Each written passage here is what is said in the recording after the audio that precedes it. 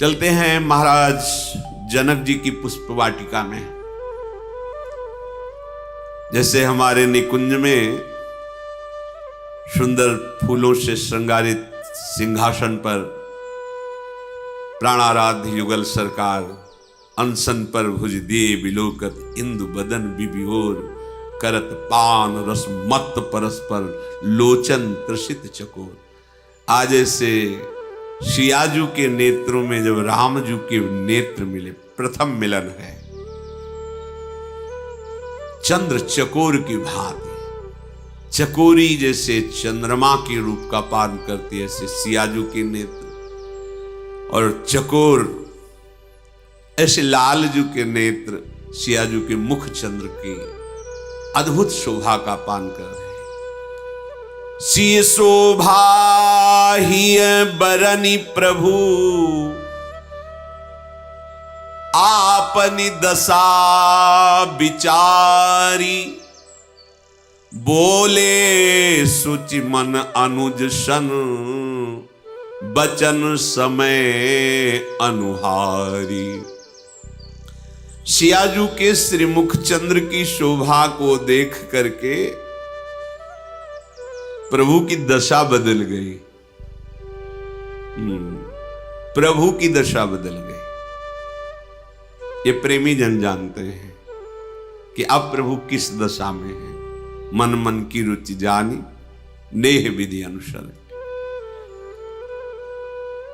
कहू ते कुछ दुख घटी होई, काहे कहो यह जान न कोई।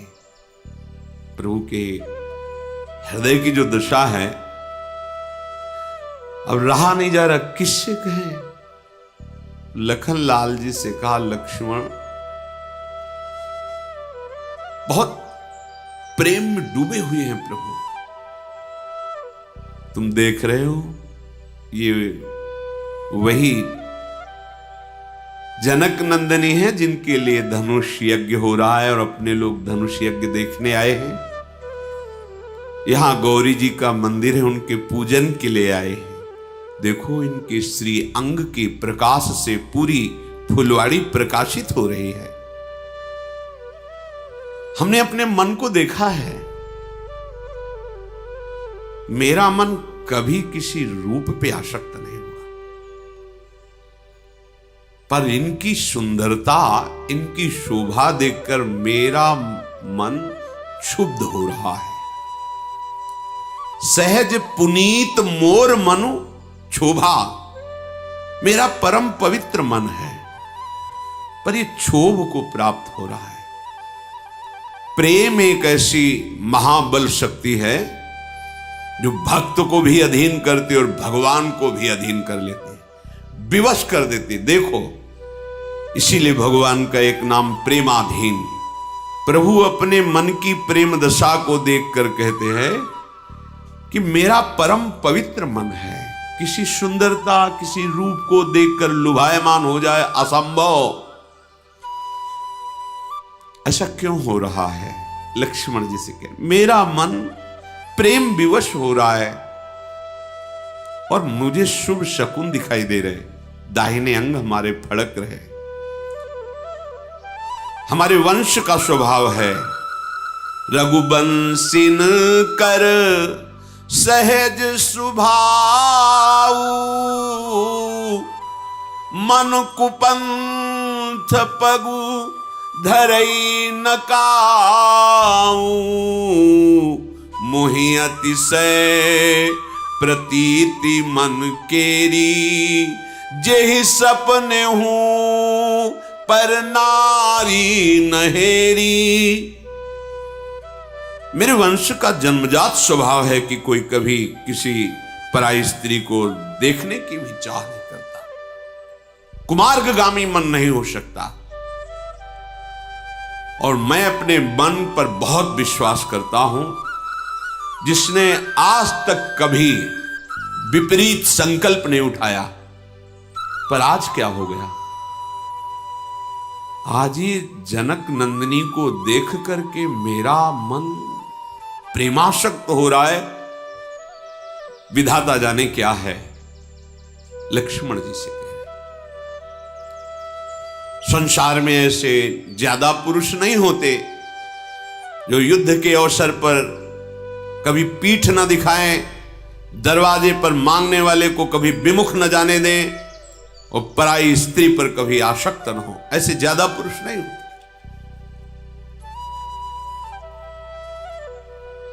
प्रभु बात तो लखन जी से कह रहे हैं, दृष्टि सियाजू के मुख पर है।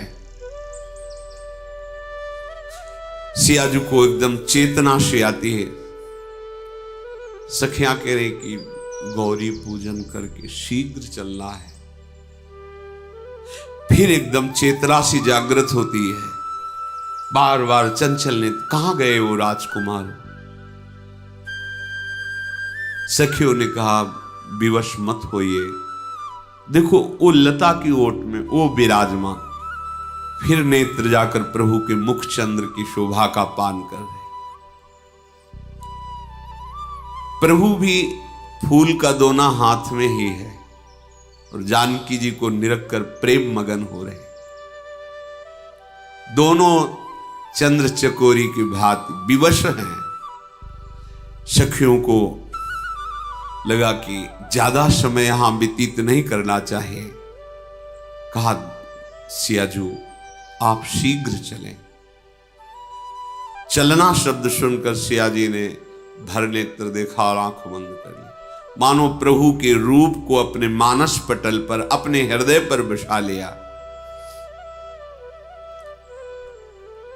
अद्भुत रूप प्रभु का है।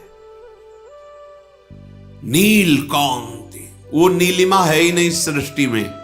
उदाहरण में जैसे अनुमान के लिए वो ऐसा नहीं हो सकता कि प्राकृतिक रंग से प्रभु के श्रीअंग की तुलना की जाए। ये प्रकृति जनित वो चिदानंद है।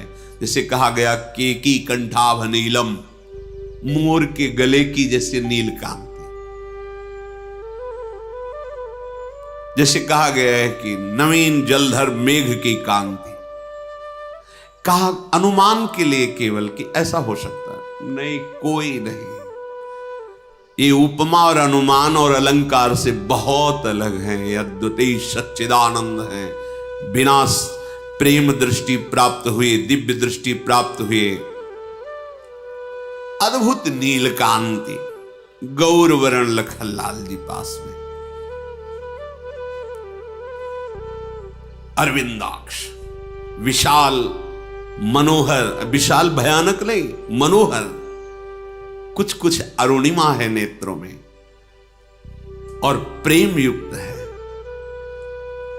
और मोर पंख माथे पर बांधे हुए हैं। मोर पंख सिर शोहत नीके, गुच्छ बीच बीच कुसुम कली के। सुंदर श्याम वर्ण के केशों को, सुंदर कलियां और फूल श्रृंगारित और बीच में मोर मुकुट धारण किए हुए राम जी। पर राव श्या का अंतर है, श्याम जी राम जी। अगर ये धनुष बाण हुए बिल्कुल वैसे, मोर मुकुट, मोर पंख सिर शोहत नीके, माथे पर तिलक और पसीने की बूंदे। महीना आगहन का बहुत मेहनत वाला कार्य कर रहे हैं ना, फूल चुन रहे हैं। पसीना कैसे आ गया महाराज के? सोचने वाली बात है। अगहन के महीने में पसीना, जेठ बैसाख हो, दोपहर का समय है भाई, जेठ बैसाख का है, थोड़ा श्रम युक्त कार्य कर रहे हैं तो पसीने की बूंदे आ गई। भाल तिलक श्रम बिंदु सुहा। ये श्रम बिंदु जानते हो काहे के हैं? जानकी जी के रूप को जब पान कर रहे तो माथे पे पसीना आ गया। ये प्रेमियों का विषय है, ये बुद्धि का विषय नहीं है। प्रेम की दशा में ये भी आता है, पसीना पसीना हो जाना, कंपायमान हो जाना, शरीर रोम रोम पुलकित हो जाना।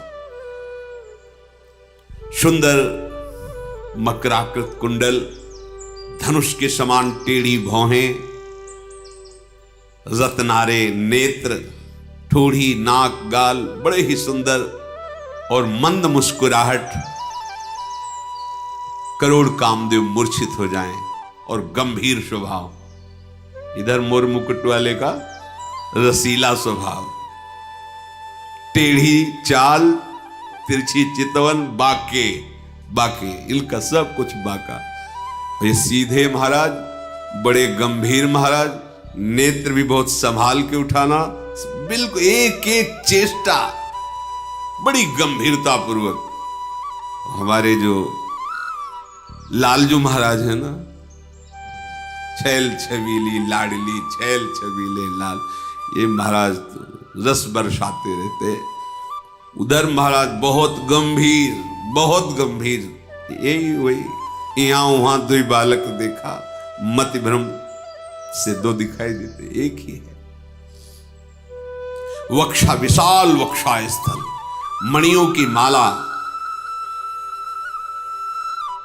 भुजाएं देखते ही बनती, अभयद भुज दंड में मूल पीनन ससान हो, अपार बलशाली, अपने भक्तों की रक्षा करने वाली ये भुजाएं हैं, बल की सीमा है। प्रभु बाएं हाथ में दोना, दाहिने हाथ से पुष्प उतार रहे हैं, ऐसा सलोना रूप, पीतांबर अलग शोभा दे रहा है। सखियों ने सावधान किया, जल्दी चलो सियाजू, पहले गिरजाजू का ध्यान कर लो, उनसे आशीष ले लो। राजकुमार तो अब रुकेंगे कई दिन, फिर दर्शन हो जाएंगे। विवश होके, ये प्रेम विवशता प्रेमी हृदय ही जानता है। आप विवश होके इनसे दूर होना पड़ेगा, इनके दर्शन से अलग होना पड़ेगा। सखियां संभाल करके सियाजी को, इधर प्रभु का भी मन प्रेम विवश हो रहा है। सखियां सियाजी को कह रही कि आप जिनको देख रहे हैं ना, जैसे देख रहे हैं ना, हम सब सखियां समझ रही, सियाजी से सखियां सब समझती हैं, हम समझ रही पर देर हो गई है। माता फिर प्रश्न करेंगी, इतना विलंब कैसे हो गया। सियाजी तो हृदय में राम रूप को धारण करके कैसे कदम चल रहे पता ही नहीं चल रहा। बार बार मन में कि पिताजी ने ऐसा प्रण क्यों किया है। धनुष जो तोड़ेगा भगवान शंकर का, वही सियाजू का वरण करेगा, ये स्मरण करके हृदय में बड़ी व्यथा हो रही है कि अगर आज प्रण ना होता तो हम आप सखियों से निवेदन कर देते कि पिताजी से कह दो कि यही हमारे हृदयेश्वर हैं। आगे सखियां ऐसे ले फिर मुड़ जाती है। सखिया कहती क्या देख रहे हो? बोले बड़ा सुंदर मृग दिखाई दे रहा है। देखन मिस मृग बिहग तरु फिरई बहोरी बहोरी, निरख निरख रघुबीर छवि, बाढ़ई प्रीति न थोरी। नहीं, वो मैं लता देख रही थी, वो पीछे वाली लता बड़ी सुंदर फूली हुई है ना, उसे देख। कहां है रघुनाथ जी? बार बार ऐसे। ये क्या पिताजी ने प्रण ले लिया? कहां भगवान महादेव जी का वो विशाल धनुष, और कहां नव किशोर सुकुमार कैसे तोड़ेंगे? हृदय में बड़ी व्यथा हो रही है। जब प्रभु ने देखा कि सखियों से जानकी जी जा रही, तो जानकी जी के रूप को अपने हृदय में विराजमान किया।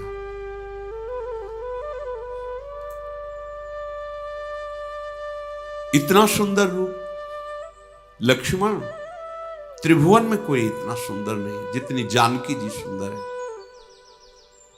ये प्रभु वही हैं जिनका न आदि है, न मध्य है, न अंत है। वेद भी जिनके प्रभाव को नहीं जानते। विश्व को मोहित करने वाले परम स्वतंत्र भगवान, देखो जानकी जी के रूप में प्रेम विवश हो रहे हैं। बस सीता जी को एक ही बात समझ में आई कि अब तो जो भी बात बनेगी आशीर्वाद से ही बनेगी। चलो गौरी जी को मनाएं, गिरिजा जी को मनाएं। पास गई, विवश होकर के बैठ गई और कहा कि आज तक जिसने आपसे मांगा मां, कभी कोई विमुख नहीं गया, क्योंकि आप मां हो। भगवान शिव के वो प्राणों से भी प्रिय हो। आपके श्री चरणों की सेवा से कौन सा फल दुर्लभ है। कोई भी ऋषि मुनि मनुष्य कोई भी हे जगदम्बा आपके चरणों की आराधना करे तो उसकी कामना की पूर्ति हो जाती है। मेरा मनोरथ आप जान रही हैं ना, क्योंकि आप सबके हृदय में विराजमान हैं। मैं प्रगट में आपसे नहीं कह सकती, बस आप जान लीजिए। और जो देवी जी की प्रतिमा श्री विग्रह थी, उनके चरण पकड़कर जान कीजिए। बार बार विनय, बार बार देख करके कहें, आप हमारे मन के मनोरथ को जानती हो, कह नहीं सकती। विनय प्रेम बस भई भवानी, खसी माल मूर्ति मुस्कानी, सादर सिय प्रसाद सिर धरऊं, बोली गौरी हरस ही भरऊं। जब सियाजू विवश हो रही थी तो जगदम्बा जी ने अपनी माला सिया जी के मस्तक पर, यह आराध्य देव का संकेत होता है। आप एकटक प्रभु को देख रहे हैं, बात कर रहे हैं अंदर से।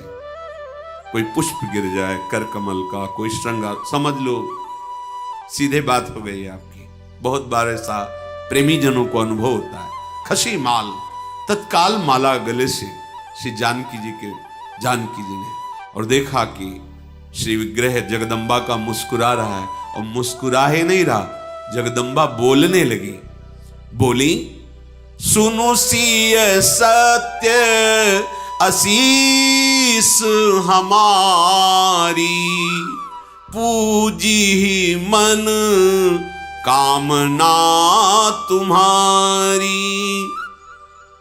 हे सियाजू, मैं सत्य बोलती हूं, मेरा आशीर्वाद है जो तुम्हारे मन में चल रहा है वो निश्चित पूर्ण होगा, वो तुम्हें प्राप्त होगा।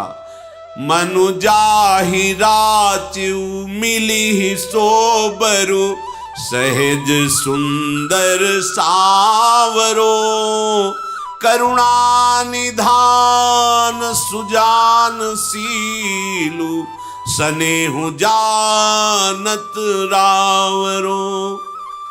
तुम्हारा मन जहां अनुरक्त हो गया मैं जान रही हूं।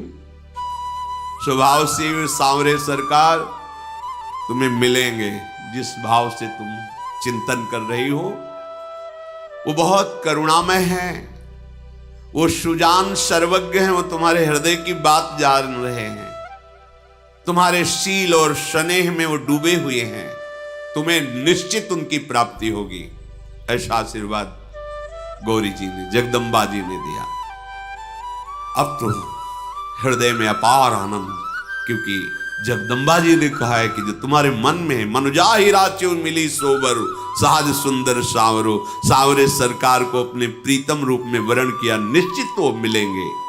यही भांति गौरी असीस सुनी सिय, सहित ही हरसी अली, तुलसी भवानी पूजी पुनि पुनि, मुदित मन मंदिर चली।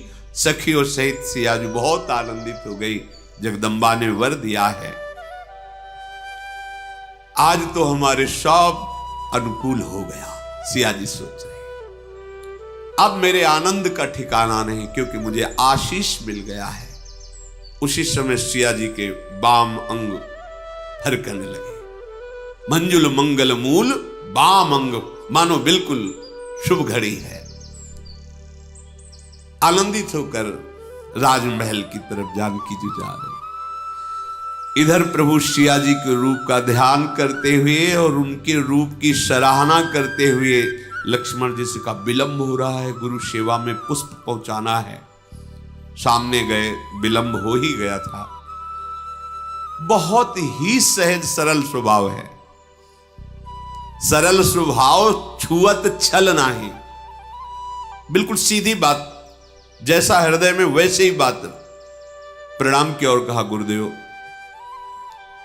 जनक नंदिनी वहां पधारी थी, उनको देखने के, उनके दर्शन करने में चित्त लुभायमान हो गया, इसलिए विलंब हो गया। बिल्कुल नहीं, गुरुदेव से कपट शब्द नहीं आना चाहिए। एक जगह ऐसी विश्व में कम से कम है जहां हम अपना हृदय ग्रंथ पूरा खोल के रख दे, ये लो, चाहे दंड दो चाहे आशीष दो, आपका विषय, ये हृदय आपके सामने खुला रखा है, यहां कपट नहीं। गुरुदेव के साथ देखो, भगवान वो पूछा नहीं कि विलंब क्यों हो, पहले विलंब का कारण छल है ही नहीं हृदय में, पहले ही बता दिया प्रभु ऐसा। मुस्कुराए, विश्वामित्र जी मुस्कुराए, पुष्प लिया, पूजन किया। पूजन करने के बाद राम जी की तरफ देखा और कहा सुफल मनोरथ हो तुम्हारे, तुम जो मन में मनोरथ कर रहे हो, जाओ पूर्ण हो तुम्हारे मनोरथ।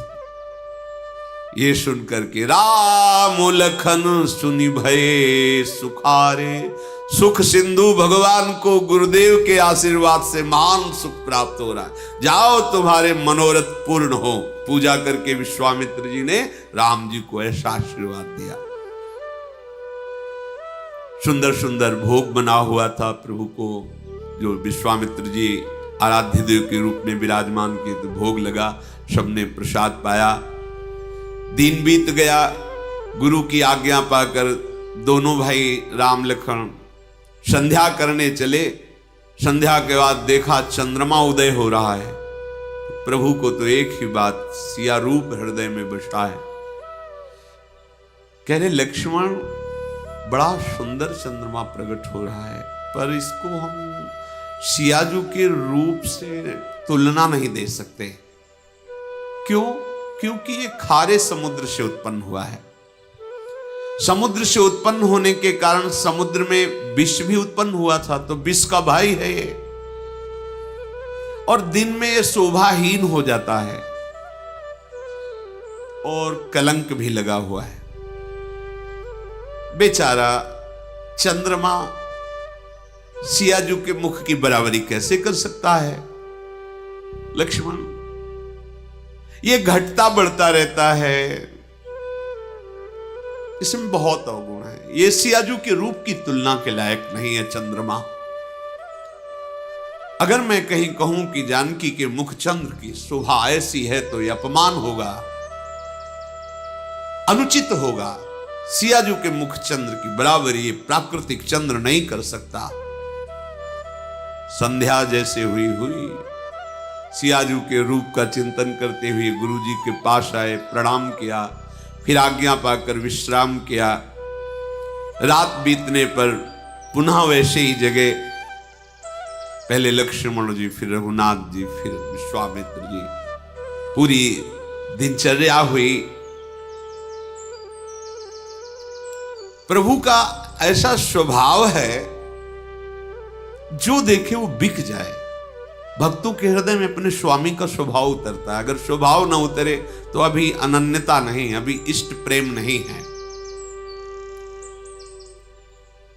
देखो प्रभु लखनलाल ने कहा, सूर्य उदय हो रहा है, अंधकार नष्ट हो रहा है। जैसे आप जनकपुरी में पधारे तो सब राजाओं के हृदय निस्तेज हो रहे हैं, जैसे सूर्य उदय होने पर जुगनू का कोई प्रभाव नहीं रहता। और जितने महान भक्त हैं उनके हृदय में आनंद का, प्रेम का प्रकाश हो रहा है। चर्चा हो रही थी कि सदानंद जी महाराज पधारे, विश्वामित्र जी को प्रणाम किया और कहा, महाराज आज धनुष यज्ञ में आप पधारिए। आज वो तिथि है जो धनुष यज्ञ पूर्ण होगा। आप ऋषि समूह के सहित धनुष यज्ञ में पधार। सदानंद जी की बात सुन करके प्रभु श्री राम लक्ष्मण से कहा, जनक जी का बुलावा आया है, चलते हैं। धनुष यज्ञ की शोभा देखते हैं भगवान किसको ये बड़ाई देते हैं। लक्ष्मण जी ने कहा, गुरुदेव जिस पर आपकी कृपा दृष्टि बढ़ाई उसी को प्राप्त होगी, हमें कोई संशय इस विषय पर नहीं है। आप जिस पर करुणा करके देख लें, बड़ाई उसी को प्राप्त होगी। ये बात सुनकर विश्वामित्र जी प्रसन्न हुए, मुस्कुराए। रघुनाथ जी, लखनलाल जी, बहुत से ऋषि, विश्वामित्र जी धनुष यज्ञशाला की तरफ चले। जे ही ये सूचना फैली, शोभा सिंधु दोनों राजकुमार पधार रहे हैं रंगमंच पर, नगर वासियों की भीड़ उमड़ पड़ी। बालक, जवान, बूढ़े, स्त्री, पुरुष सब काम काज छोड़कर दौड़े प्रभु के दर्शन के लिए। जनक जी ने देखा बड़ी भीड़ हो रही है, विश्वास पात्र निजी सैनिकों सेवकों को आदेश किया कि उनको विक्षेप न पड़ने पावे, ऋषियों सहित सम्मान के साथ मंच पर लाओ। सेवकों ने जाकर बड़ा मधुर व्यवहार करते हुए प्रजा को रोक रहे हैं। प्रभु के समीप जाने, दूर से दर्शन कर लीजिए सबको। प्रभु जे ही मंच पर पधारे तो जितने बलवान कुटिल हृदय वाले राजा थे घबरा गए, देखते ही प्रभु को घबरा गए। वहां ऐसी व्यवस्था की गई थी कि ऋषियों का सर्वोच्च आसन, फिर राजाओं का, फिर मंत्रियों का, प्रजा का, ऐसा, और सब आराम पूर्वक बैठ सके यथा योग्य स्थान। जो नगर के जन है उनको लग रहा है मूर्तिमान सुंदरता आ रही है, सांवला गौर, गुण के समुद्र, शोभा बरस रही है। प्रभु जिधर देखते हैं ऐसा लगता है श्रृंगार रस बरस रहा है। समस्त राजागण चंद्रमा के साथ जैसे तारे प्रकाशित होते हैं ऐसे लगने लगे, भगवान चंद्रमा की तरह प्रकाशित, और जो राजागण तारागणों के समान। सभा में प्रवेश करते जिसकी जैसी भावना थी वैसा प्रभु दिखाई दे रहे। प्रभु कैसे? बोले तुम्हारी भावना जैसी वैसे। जिनके रही भावना जैसी, प्रभु मूर्ति देखी तिन तैसी। जो दुष्ट राजा थे उनको दिखाई दिया कि महान रणधीर वीर रस मूर्तिमान होकर आ रहा है। प्रभु जब चलते हैं, चूंकि सेवा में है, इसलिए दाहिने हाथ पर बाण और बाएं हाथ पर धनुष, सिंहवत चाल। अखिल लोक के स्वामी हैं, घबरा गए देखकर। सबको विश्वास हो रहा है कि यही धनुष तोड़ेंगे। कुटिल राजा हृदय में जल रहे। देखो कुटिलता का प्रभाव, आनंद समुद्र को देख के जल रहे हैं। प्रभु को देख करके उनके हृदय में जलन पैदा हो रही। इसीलिए बिना भक्ति के हृदय आनंदित नहीं हो सकता। सामने प्रभु हो तो भी, देखो देखो ना, प्रभु सामने है और वो जल रहे हैं। जो वहां राक्षस लोग राजाओं का वेश धर करके आए थे कि धनुष तोड़ेंगे, जानकी को ले जाएंगे, उन्होंने देखा कि मूर्तिमान प्रचंड काल पधार रहा है। काल। नगर वासियों ने देखा कि ये दोनों तो रूप समुद्र, नेत्रों को सुख पहुंचाने वाले आ रहे हैं। जो 9 युवतियां हैं वो अपने अपने भाव के अनुसार देख रही, मानो श्रृंगार रस ही मूर्तिमान होकर पधार रहा है। जो बड़े ज्ञानी जन बैठे थे, ज्ञानियों की सभा है राजा जनक की, वो साक्षात देख रहे हैं परम तत्व पधार रहा है। विद्वान जन, पुराणवेत्ता देख रहे हैं कि विराट रूप भगवान पधार रहे हैं। कुटुंबी जन देख रहे हैं, बहुत प्रिय आ रहे हैं। जब परिवार के जन ऐसे, जो उनको लग रहा है बहुत प्यारा बालक है, बहुत नवकिशोर, ऐसा दिखाई दे रहा है। और जो जनक जी और उनकी रानियां और उनकी सेवा में जो हैं, वो बिल्कुल ऐसा देख रहे जैसे मेरा बच्चा पधार रहा है प्रभु को। मेरा बेटा पधार रहा है, ऐसा एकदम वात्सल्य। जो वहां योगी जन विराजमान हैं उनको शांत शुद्ध सम स्वता प्रकाश परम तत्व का बोध हो रहा है। जो हरिभक्त विराजमान देख रहे, आराध्य देव भगवान पधार रहे हैं। और सियाजू जो देख रहे हैं वो किसी के वर्णन करने की क्षमता ही नहीं है। ये सियाजू जो देख रही हैं उनका जो स्नेह है, जो सुख है, वाणी की सामर्थ्य नहीं की वर्णन कर सके, केवल अनुभव कर रहे हैं वो भी सिया जी। यही बात प्रभु श्री राम ने हनुमान जी को संदेश में अशोक वाटिका में विराजमान जानकी जी के लिए कहा था। तत्व प्रेम कर मम और तोरा, जानत प्रिया एक मन मोरा, सो मन रहत सदा तोय पाही, जान प्रीति रस एते नहीं माही। बस इतना है, वर्णन नहीं कर सकते, बस इससे समझ लो मेरे और आपके प्रेम को केवल मेरा मन जानता, वो मन आपके पास है, बस आप समझ लीजिए। कोशलाधीश प्रभु सुंदर सांवले गौर शरीर वाले युगल जब पधारे, राज सभा सुशोभित हो रही है।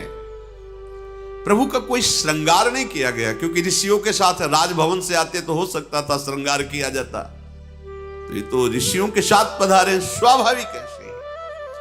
पर सुंदरता टपक रही है, करोड़ों कामदेव उनके श्रीअंग शोभा के आगे तुच्छ नजर आ रहे हैं। दम प्रफुल्लित मुक्कमल, नेत्र चित्त चुराने वाले, हृदय जिधर भी सबको वात्सल करुणा जो जैसे भाव से सबको तृप्त कर रहा है प्रभु का हृदय। इतने चिकने कपोल, नील कमल जैसी कांति की कुंडलों की आभा दिखाई दे रही कपोलों पर। ओठ प्रदेश ऐसे, वाणी ऐसी, हंसी ऐसी, कैसे वर्णन करे। टेढ़ी भौहें, सुंदर नासिका, ललाट पर स्वाभाविक विशाल भाल, तिलक, घुंघराली अलकावली और पीली चार कोने की टोपी, चौकोनी टोपी पीले रंग की, और से बीच बीच में पुष्प लगे हुए हैं। मानो तीनों लोकों की सुंदरता अगर एकत्रित की जाए तो भी तुलना नहीं की जा सकती। असीम सौंदर्य, हृदय पर गुंज गज मुक्ताओं की सुंदर, तुलसी की ये मालाएं, विशाल कंधे, खड़े होने की सिंहवत ऐंठ, पीठ पे तरकश, पीतांबर, दाहिने हाथ में बाण, बाएं हाथ में कंधे पर धनुष, यज्ञोपवीत, नख से सिक तक शोभा ही शोभा। जो देखता है वो ये कहता है कि आज हमने जन्म लेने का फल प्राप्त कर लिया, प्रभु को देखा। अनुपम रूप, देवता लोग आकाश पर विमानों पर चढ़े हुए प्रभु के सुंदर रूप का दर्शन कर रहे, रंगमंच पर फूलों की वर्षा कर रहे। जनक जी का आदेश हुआ, सखियों को जाओ और सियाजू को मंच पर पधारो। चतुर सुजान सखियां, बहुत मंगल गान हो रहा है, वेद मंत्र उच्चारण हो रहे, जानकी जी पधार रही। ओ सी शोभा नहीं जाए बखानी, कैसे कोई वर्णन करे जब सियाजू श्रृंगारित होकर महल से पधार रही। काव्य की उपमाएं सब तुच्छ है, क्या उनके लिए बोले, किसका उदाहरण दे। कोई त्रिभुवन में है ही नहीं कि जानकी जो ऐसी हैं, क्या शोभा। क्योंकि जितनी भी उपमा, जितनी भी सुंदरता वर्णन की जाती है त्रिगुणात्मिका माया से है। ये तो त्रिगुणातीत परम प्रेम, परम चिदानंद तत्व कैसे वर्णन करें। जानकी जी जैसे जैसे श्री चरण पधारती हैं, युवतियां सुंदर मंगल गान करती साथ चल रही है। बार बार बहुत से ऋषि मुनि सब सोच रहे हैं कि ऐसा त्रिभुवन में कोई सुंदर नहीं। वैसे त्रिभुवन सुंदरी, त्रिपुर सुंदरी जगदम्बा है, पर वो भी अर्धांग हैं भगवान शिव। लक्ष्मी जी भी सुंदर है, पर वो प्रकट हुई कहां से है? समुद्र से प्रकट हुई। कामदेव की पत्नी रति भी सुंदर है, पर इनके शाम सब विचार कर रहे कितनी सुंदर सियाजू हैं। सयानी सखियां एक एक कदम धीरे धीरे धीरे धीरे, मनोहर गीत की ध्वनि है। नवल नवल पोशाक सियाजू धारण किए, आभूषण धारण किए, महाछवि पधार रही है। कोई ऐसा नहीं था सभा में जो मोहित ना हो गया हो। रंगभूमि जब सिय पगुधारी, देख रूप मोहे नर, ऐसा सियाजू का रूप। जैसे ही रंगमंच पर श्री चरण पधारे, दुंदुभियां बजने लगी, वाद्य बजने लगे, पुष्पों की वर्षा की गई। सियाजू के कर कमल में जयमाला है, पर वो ऐसे नीचे की हुई देख रहे, वो सांवले चरण कहां है? कहां है वो कहां विराजमान है? अचानक ऊंचे मंच पर दृष्टि पड़ी चरणों पे, तब नेत्र उठाए और देखा विश्वामित्र जी के समीप प्रभु विराजमान। तत्काल अपने नेत्रों को वश में किया और नीचे किया, क्योंकि सभा देख रही सब जानकी जी को, और जानकी जी ने राम रूप को देख तत्काल नेत्र नीचे किए। गुरुजनों की लाज, सभा की लाज, फिर अपने सखियों की तरफ देखने लगी। जानकी जी हृदय से विवश हो गई और विधाता से कहती है कि ये अजगो बहुत हल्का हो जाए, आप ऐसी कृपा कर दो। हे प्रभु, हे विधाता, ये जो धनुष है ना, ये हल्का हो जाए जब राम जी उठावे, और जब ये राजा लोग उठावे तो भारी हो जाए। जानकी जी मन में विचार कर रहे हैं। और जितने जनकपुर के जन हैं वो सब कह रहे कि कहे तो जाते हैं बड़े ज्ञानी जनक जी, पर मुझे तो अब लगता है कि इन्होंने मूढ़ता धारण कर ली। अरे इतना सुंदर वर है, इसके लिए प्रतिज्ञा करने की क्या जरूरत थी? सीधे ब्याह कर देना चाहिए जानकी जी का राम जी से। ये धनुष तोड़ने की बीच में बात क्यों रखी?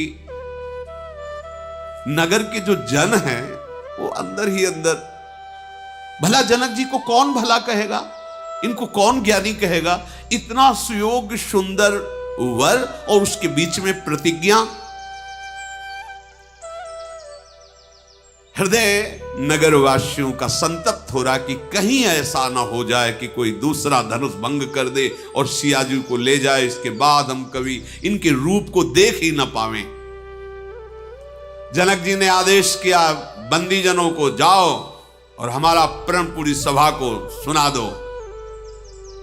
बंदी जन आए, बोले बंदी बचन बर, सुनहु सकल महिपाल, पन विदेह कर कहीं हम, भुजा उठाई विशाल, नृप भुज बलु विधु शिव धनु राहु, गरुड़ कठोर विदित सब काहू, रावण बानु महाभट भारे, देखी सरासन गवही सिधारे, सोई पुरारी को दंडु कठोरा, राज समाज आजू जोई तोरा,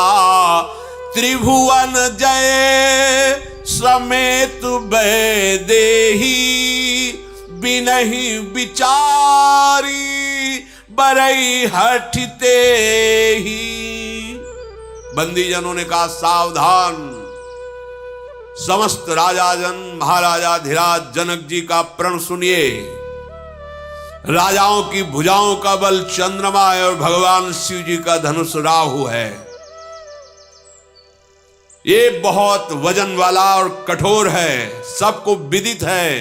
ये अजगौ धनुष महान बलशाली है, महान भार धारण किए हुए बड़ा ही कठोर है।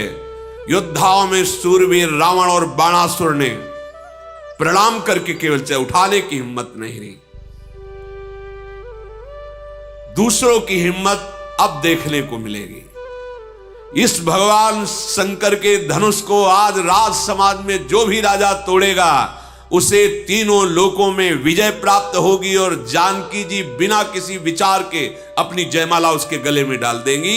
ये महाराज जनक जी का प्रण है। प्रण सुन करके अपने अपने दुपट्टा कमर में बांधने लगे। जो राजा बलाभिमानी धनाभिमानी थे अकुला के उठे और अपने इष्ट देवों को प्रणाम कर रहे हैं। अपने अपने इष्ट देवों को प्रणाम करके कि आज मैं अभी अभी गया और अजगौ का खंडन किया और जानकी को प्राप्त किया। रंगमंच पे जाते अपने मुछ पे ताव देते हैं। तमक इधर ही धनु मूढ़ नृप उठई न चलहि लजाई मनहु पाई भट बाहुबल अधिक अधिक गरुआई। भुजा ठोकते और घुटने के बल होकर के धन वहां हिल ही नहीं पाया। फिर खड़े होते, फिर एक दो चुपचाप नीचे उतर जाते। ऐसे सहस्त्रों राजा, ऐसा लग रहा है जो जो राजा छूता उसका बल और धनुष पर समा जाता है। इतना गरु धनुष हिला भी नहीं सका कोई। उठाना और तोड़ना तो बात जाने दो। राजाओं ने आपस में बात की कि एक से तो उठना ही रहा था, देखो बुद्धि खराब है। 10-10 हजार एक साथ लग गए। अरे सियाजू के हाथ में एक ही जयमाला है, यहां कोई उठाने की सूरवीरता नहीं दिखाई दे रही। यहां स्वयंवर चल रहा है। एक ही राजा धनुष उठाए पर भूप सहस 10 एक ही बारा लगे उठावन टरई नटारा डगई न शंभु सरासनु कैसे कामी बचन सती मनु जैसे। 10,000 राजा एक साथ उठे और अजगौ को उठा, हिला नहीं। बोले कैसे नहीं हिला? बोले जैसे कोई कितना भी सुंदर कामी पुरुष हो सती के मन में क्षोभ नहीं पैदा कर सकता। पातिव्रत धर्म से युक्त जो है, ऐसे तिल भर भी हिला नहीं सके उठाने की तो बात जाने दो। जो भक्त राजा थे बोले काहे को उपहास के पात्र बन रहे, बैठ जाके चुपचाप 10-10 हजार उठाने की कोशिश कर रहे हो। सब अपना जैसा मुंह लेकर के आके बैठ गए। कैसा उनका मुंह हो रहा है? बोले जैसे बिना वैराग्य के बैरागी। वैरागी जैसे बिना वैराग्य के। बड़ी कीर्ति विजय सब लिखाई थी पर्चा में बंदी जनों को। हमारे कुल दादा पर बाबा वहां वहां विजय प्राप्त किए, मैं धनुष सब बैठे। जनक जी ने देखा कोई उठाने वाला नहीं, पूरी सभा में कोई नहीं रह गया। बहुत जनक जी एकदम उदास हो गए कि ये क्या, सब श्रीहीन हो रहे। पूरी समाज गर्दन झुका ली, कोई अजगौ को उठा नहीं पाया। व्याकुल हो गए। नृपन बिलो की जनक अकुलाने बोले बचन रोष जनुसाने। दीप दीप के भूपति नाना आए सुनी हम जो पन उठाना। देव दनुज धरी मनुज शरीरा विपुल वीर आए रणधीरा। कुंवरी मनोहर विजय बड़ी कीरति अति कमुनी। पावन हारि बिरंचि जनु रच्यो न धनु दमनीय। ओहो हमें लगता है हमसे भूल हो गई। जनक जी ने सभा में कहा, द्वीप द्वीप के अनेक महाबली राजा पधारे, देवता दैत्य भी भेष बदल करके मनुष्य रूप में आए, मैं देख रहा हूं, पर किसी भी रणधीर बलवान के अंदर इतनी शक्ति नहीं कि जिसको जानकी जी ने खेल खेल में हाथ में उठा लिया था उसको उठा सके।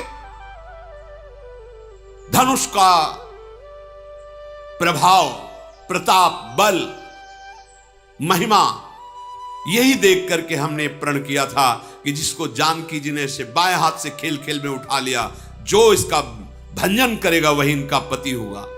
आहा, ये सुंदर विजय, वीरता, कीर्ति, हमें लगता है ब्रह्मा ने कोई ऐसा सूरवीर ही नहीं पैदा किया जो अजगव का खंडन कर दे। कहु काही यह लाभु न भावा, काहू न शंकर चाप चढ़ावा, रहु चढ़ाऊ तोरब भाई, तिलु भरी भूमि न सके छड़ाई। किसको ऐसा लाभ अच्छा नहीं लगता? जगत में उसकी कीर्ति होती, जानकी जी उसके गले में जयमाला डालती, परंतु भगवान शंकर के धनुष को चढ़ाना तोड़ना तो दूर रहा, तिल भर कोई हिला नहीं सका। अब मुझे ऐसा लगता है कि पृथ्वी में कोई ऐसा वीर ही नहीं रह गया। अब जनी को माखे भट मानी, वीर विहीन मही मैं जानी, तजहुआस निज निज गृह जाहू, लिखा न विधि वैदेही विवाहू। अब कोई ऐसा महाबली वीर नहीं बचा। जाओ सब अभिमान छोड़ करके अपने अपने राज्यों को चले जाओ। मैं जान गया पृथ्वी में कोई सूरवीर नहीं है। आशा छोड़ो, अपने अपने घर जाओ। मैंने समझ लिया ब्रह्मा ने सिया जी के विवाह की रचना ही नहीं की। यदि मैं ऐसा जानता कि कोई धनुष उठाने वाला नहीं तो मैं ऐसा प्रण नहीं करता, पर मैं प्रण नहीं छोड़ सकता, क्योंकि अगर प्रण छोड़ता हूं तो मेरे सुकृतों का नाश हो जाएगा। जो एक बार प्रण करके, कसम खाकर, प्रतिज्ञा करके तोड़ देता, उसके पुण्य नष्ट हो जाते हैं। अब क्या करूं? मेरी लाडली सिया कुंवारी ही रह जाएगी। व्यथित हो सुकृत जाई जो पनु परिहरऊं, कुंवरी कुंवारी रहु का करऊं, जो जन त्यों बिनु भट भुवि भाई, तो पनु करी हो त्यों न हसाई। यदि मैं ऐसा जानता कि पृथ्वी वीरों से शून्य हो गई तो कभी ऐसा प्रण ही नहीं करता, अपना उपहास नहीं कराता इस रंगभूमि पे। जनक जी उदास हो गए। साफ सभा सन्न, जनकपुर की नगर नारियां बड़ी व्यथित हो रही है। लक्ष्मण जी की भाव चढ़ गई। जनक जी के वचन सुनकर ओठ फड़कने लगे, लाल नेत्र हो गए और वहां से कुछ बोल नहीं सकते थे क्योंकि प्रभु विराजमान हैं। फिर भी रहा नहीं गया, उठे, विश्वामित्र जी के चरणों में सर नवाया और राम जी के चरणों में सर नवाया और कहा, जनक, जहां रघुनाथ जी बैठे होते वहां ऐसे शब्द नहीं बोले जाते जैसे तुमने बोल दिया। हमारे प्रभु के विराजमान होते हुए तुमने कह दिया पूरे भूमि में कोई ऐसा सूरवीर नहीं। सुनो, मैं अभिमान से नहीं कहता, भगवान को साक्षी करके कहता हूं, अगर हमारे प्रभु का इशारा हो जाए तो संपूर्ण ब्रह्मांड को कांचे घड़े, मिट्टी का जैसे कच्चा घड़ा होता है ऐसे तोड़ दूं। तुम धनुष की बात कहते हो? इस ब्रह्मांड को ऐसे गेंद की तरह उठाऊं, कच्चे घड़े की तरह तोड़कर मसल दूं। ये पुराना अजगो की तुम बात क्या करते हो? सुमेरु पर्वत जो 4 लाख योजन का है, मूली की तरह उखाड़ कर अभी तोड़ दूं। वचन साक्षी भगवान है, अगर ये आदेश कर दे तो अभी। ये बेचारा पुराना धनुष जिसको लेकर तुमने ऐसी बात कर दी, जहां हमारे प्रभु सभा में विराजमान है, तुमने ऐसी बात कह दी। प्रभु आप आज्ञा कीजिए। लक्ष्मण जी ने कहा इनको दिखाऊं कि वीरता किसे कहते हैं। अरे इस धनुष को कमल की डंडी की तरह लेकर 100 योजन एक सांस में भाग सकता हो। कमल की डंडी तोड़ने में जैसे समय नहीं लगता, ऐसे अजगों को तोड़ डालूं। हमारे प्रभु विराजमान, उनके प्रताप को तुमने नहीं जाना। बरसाती छत्ता कुकुर मुत्ता की तरह धनुष को तोड़ दूं अभी इसी क्षण। लक्ष्मण जी का विकराल रूप। तोड़ो छत्रक दंड जिमी तव प्रताप बलनाथ, जो न करो प्रभु पद शपथ कर न धरो धनुभात। मैं आपके चरणों की कसम खा के कहता हूं, बरसाती छत्ते जो वैसे प्रकट होते, कुकुर मुत्ते जो बिल्कुल कोमल, ऐसे इस धनुष को तोड़ दूं, ब्रह्मांड को कच्चे घड़े की तरह मसल दूं, एकदम आवेश। मैं शपथ खा के कहता हूं, ऐसा ना करूं तो जीवन में कभी धनुष बाण पर स्पर्श नहीं करूंगा, हाथ नहीं लगाऊंगा। पृथ्वी कांपने लगी जब लक्ष्मण जी आवेश में दिशाओं के हाथी चिघाड़ने लगे, राजाओं के पसीना आ गया। लक्ष्मण छोटे राजकुमार लाल लखन लाल के वचन, सब बड़े बड़े जितने बैठ सब के पसीना आ गया। जानकी जी के हृदय में शीतलता पहुंची कि अभी तक छोटे राजकुमार का तो परिचय ही नहीं जाना था कि ऐसे है। अब हृदय में शीतलता हुई। विश्वामित्र जी ने इशारा किया, राम जी ने नेत्र मिलाए लक्ष्मण से, पास शांत शांत मुस्कुराते हुए विश्वामित्र जी, लक्ष्मण बैठ बैठ जाओ, शांत बैठ। इसीलिए कृष्णावतार में कहा भाई आप पीछे आना, पहले हम जाएंगे, क्योंकि हम छोटे होते कुछ कर नहीं पाते, आप हमें रोक देते। तो बलराम जी बन करके ये भगवान शेष जी हैं, जिनकी गोद में भगवान श्री हरि निरंतर शयन करते हैं। जहां जहां अवतार भगवान लेते, इस सदैव उनके सुख संपादन के लिए अवतार लेते हैं। लक्ष्मण जी शांत होकर के बैठ गए।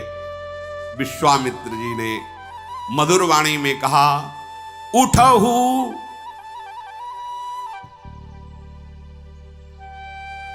उठहु राम भंजहु भव चापा, मेटहु तात जनक परितापा। हे राम उठो, जाओ, जनक जी के हृदय का संताप दूर करो और भव भगवान महादेव जी के धनुष को भंग करो। सुनि गुरु बचन चरण सिरुनावा, हर्ष विषाद न कछूर आवा। उतरे गुरुदेव के चरणों में प्रणाम किया, न कोई हर्ष है न कोई विषाद है। ठाढ़े भय उठी सहज सुभाए, ठवनी जुवा मृगराजु लजाए। प्रभु के ऐसे खड़े होने की जैसे कोई सिंह शिकार को ताकता है, स्वभाव से ही सूरवीरता टपक रही है। खड़े होने की शान बड़ी अद्भुत है प्रभु की। जे ही मंच पर भगवान खड़े हुए, जितने भी जैसे सूर्य उदय होता तो कमल खिल उठते। भक्त राजा संत जन ऋषि महर्षि जय हो ऐसा उच्चारण कर रहे। और जो क्रूर राजा हैं वो सब विषाद युक्त, हृदय में जलन हो रही।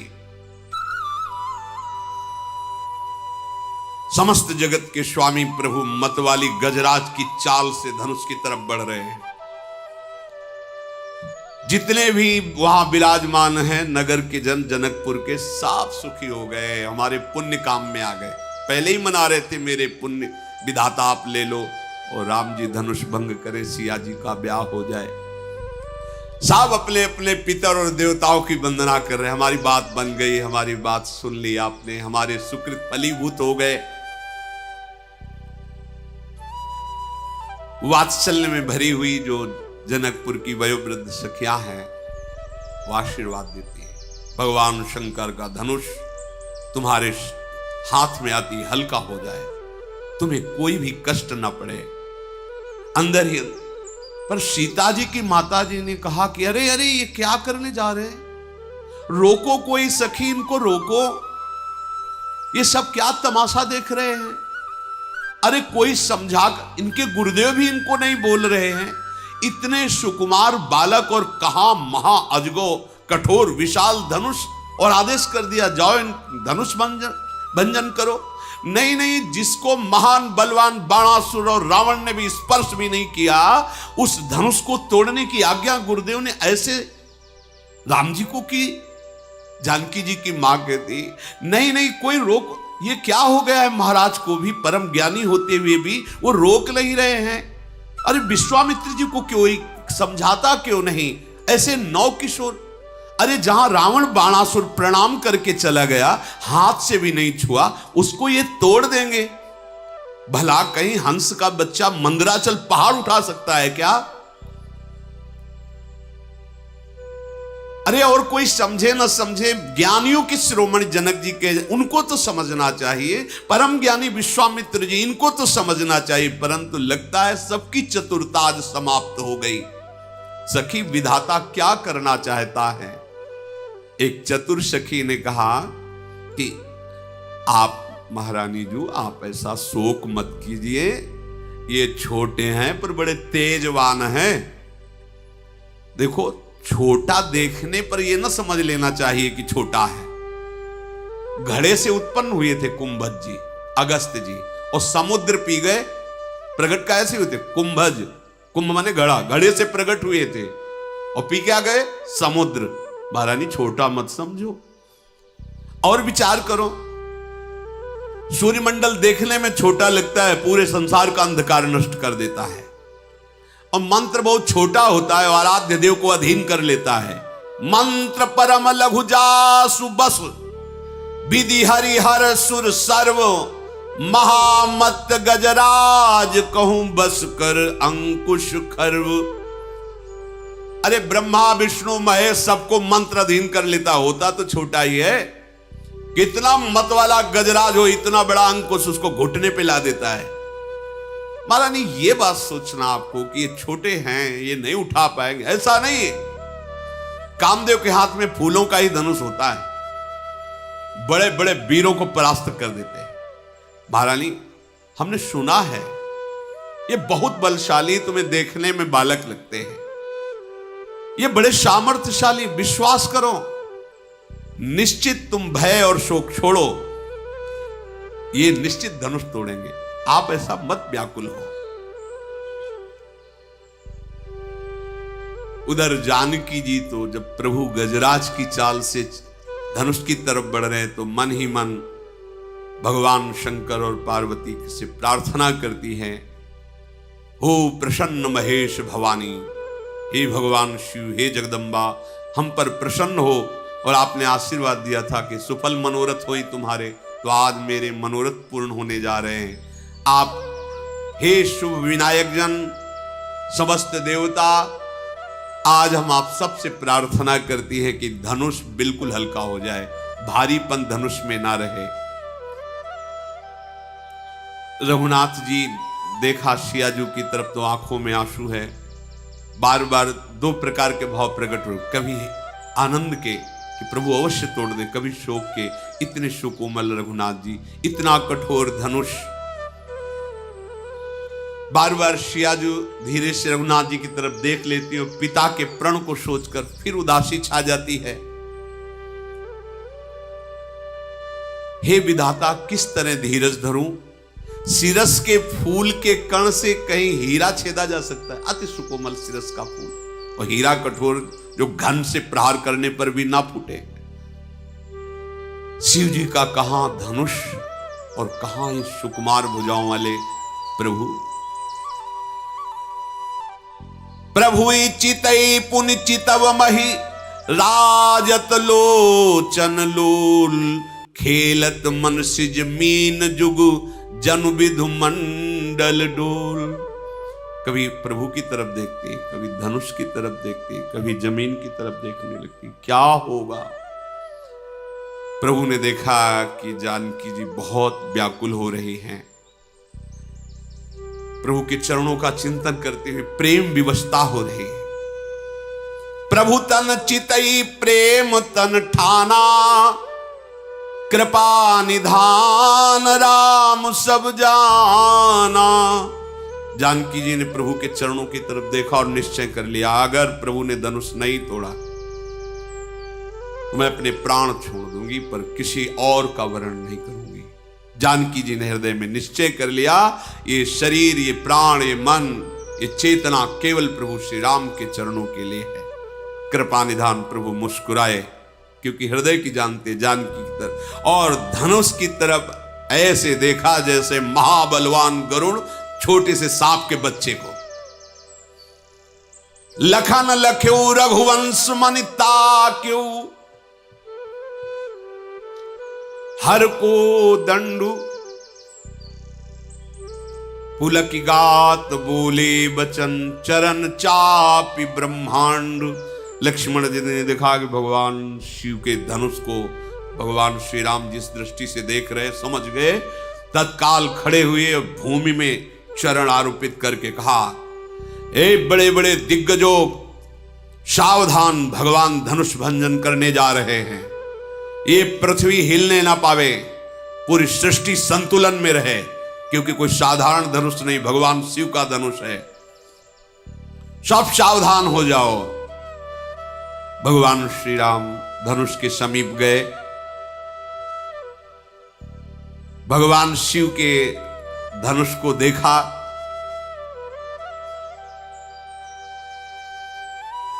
कृपायतन प्रभु हैं। यहां एक संकेत मिलता है, बड़े से बड़ा विघ्न, बड़े से बड़ी शर्त, बड़े से बड़ा प्रण एकमात्र केवल भगवान है, जो पूर्ण करेंगे, विघ्न मिटा देंगे, अपनी प्राप्ति करा लेंगे। इसलिए सच्ची उपासना का स्वरूप यह है, केवल इनका भरोसा और आश्रय। कहीं साधना का भी बल ना हो जाए, कहीं किसी और बल की तरफ हमारी वृत्ति ना जाए। मैं तपस्वी, मैं जितेंद्री, मैं एकमात्र इनका बल। तो विश्वास रखना, बिल्कुल भगवत प्राप्ति होगी। इनके विश्वास से सब कुछ, केवल विश्वास से कुछ दुर्लभ नहीं, प्रभु हैं। हम लोगों को धैर्य पूर्वक विश्वास पर दृढ़ रहना चाहिए। प्रभु मन ही मन गुरुदेव जी के चरणों का चिंतन किया। गुरु ही प्रणाम मन ही मन कीन्हा, अति लाघो उठाई धनुलीन। कोई प्रयास नहीं किया, गुरुदेव भगवान को मन ही मन प्रणाम करके सहज में से अजगो धनुष को उठा लिया। पूरी सभा आश्चर्यचकित है। 10-10 हजार राजा मिलकर के हिला भी नहीं सके, ऐसे ही प्रभु ने सहज में उठा लिया, मानो जैसे फूलों का धनुष निर्माण किया गया हो।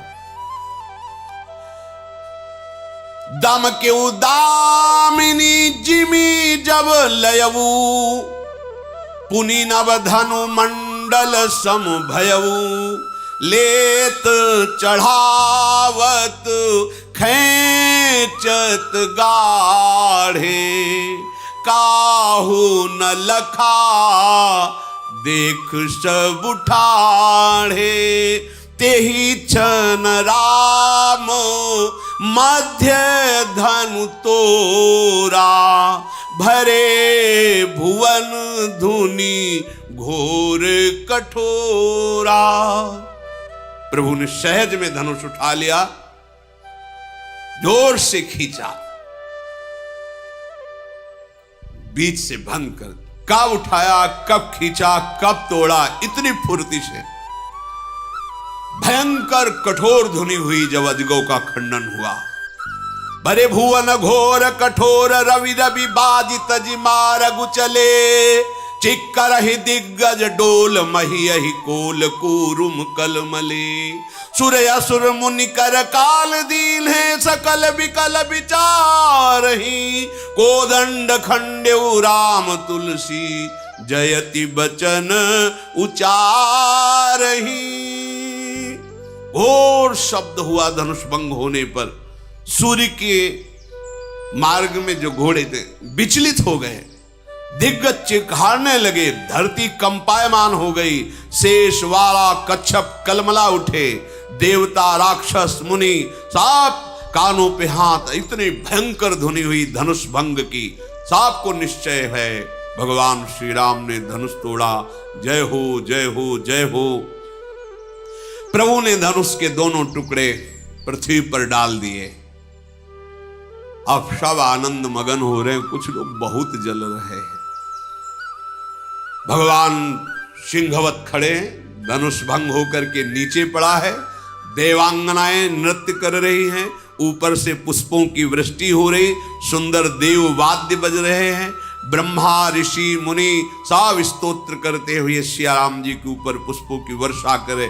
सारे ब्रह्मांड में जय हो ध्वनि छा गई। बंदीजन मागध सूत बिरदावली का बखान कर रहे हैं।